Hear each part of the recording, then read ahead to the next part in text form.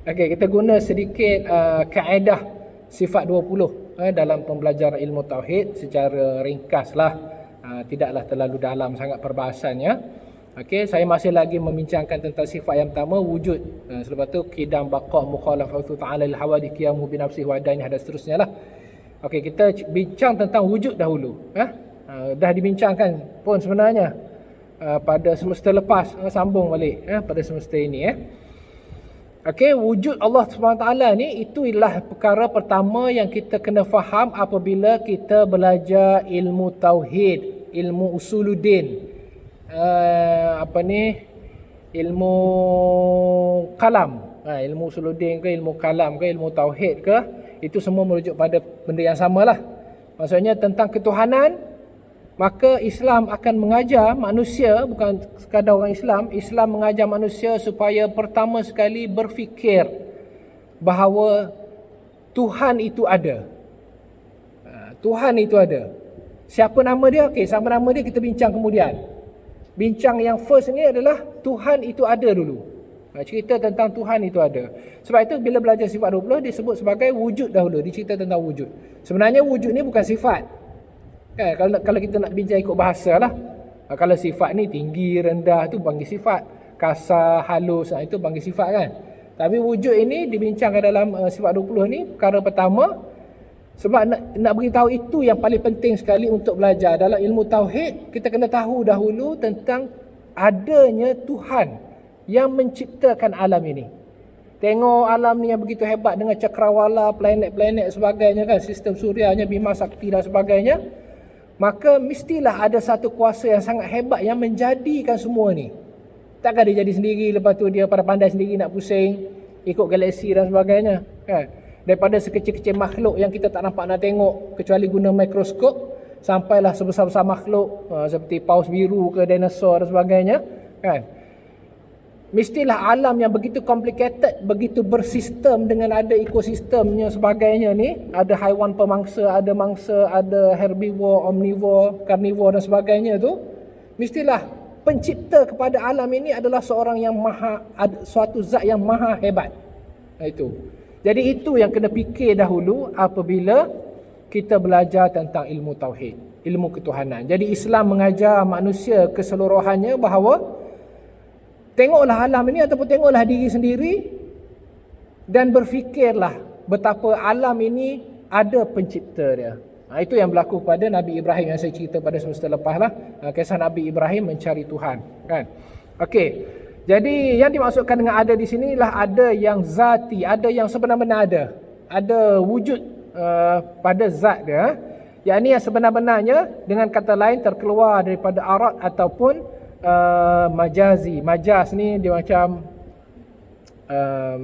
analogi, perumpamaan, macam tu majaz pinjaman lah sebenarnya maksud dia.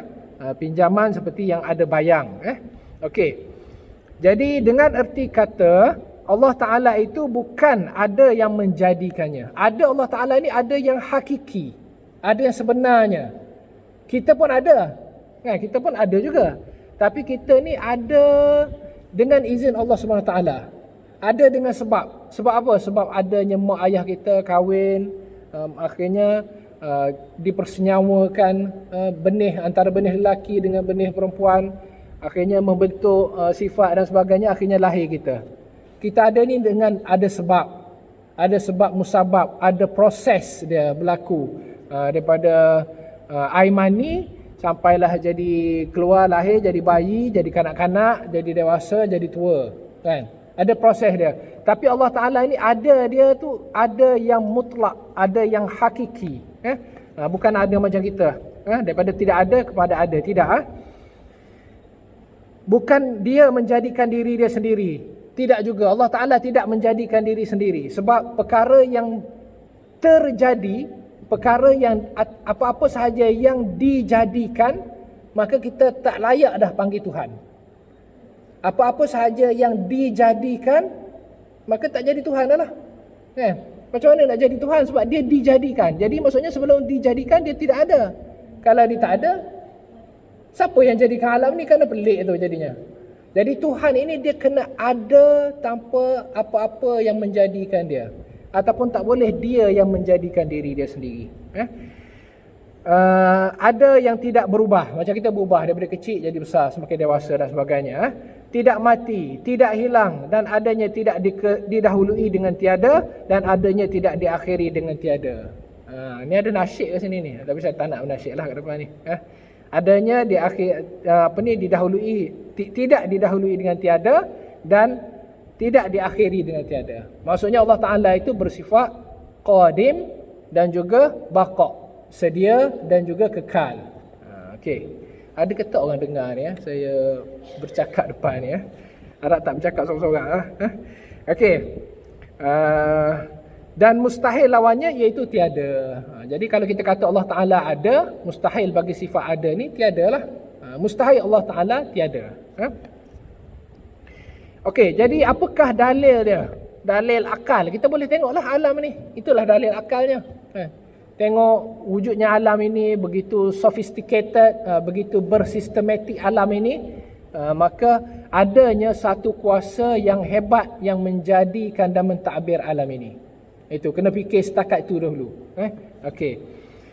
Adanya Allah Ta'ala itu mutlak, tidak terbatas oleh sesuatu, yakni tidak dibatasi oleh waktu, keadaan maupun tempat. Adanya Allah Ta'ala itu, zat Allah Ta'ala itu adanya dia tidak dibatasi oleh waktu, keadaan maupun tempat. Sebab apa? Waktu itu pun Allah Ta'ala yang buat. Kan? Kalau kita waktu ni kita ikut apa? Kita ikut peredaran matahari ke peredaran bulan? Waktu. Kita ikut peredaran matahari untuk waktu 24 jam. Kan? Matahari timbul, matahari terbenam 24 jam.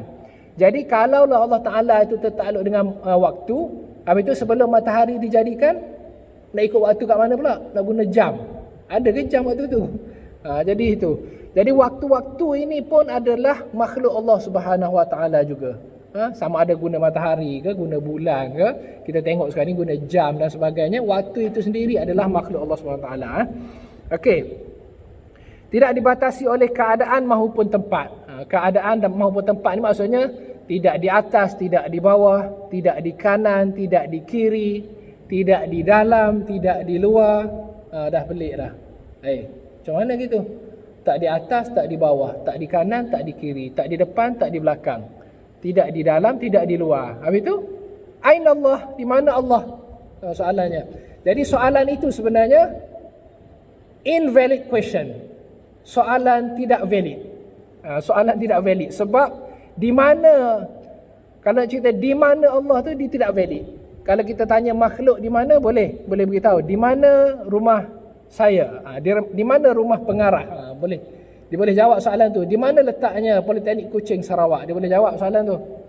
Tapi kalau ditanya di mana Allah, maka tak valid soalan tu. Sebab Allah Ta'ala tidak bertempat. Tidak bertempat Allah Ta'ala. Okey. Ada soalan? Biasa kuliah tauhid ni dia banyak soalan. Tapi sebab orang pun tak ada, jadi tak ada soalan lah.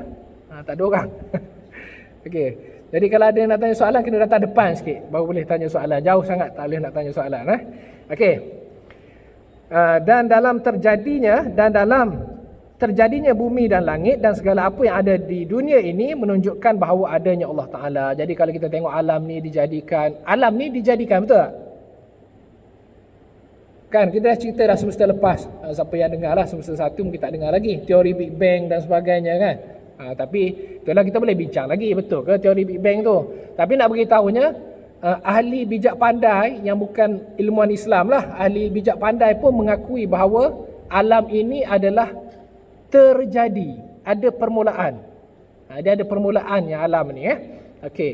Jadi kalau alam ini ada permulaan, maka adalah yang menjadikan dia.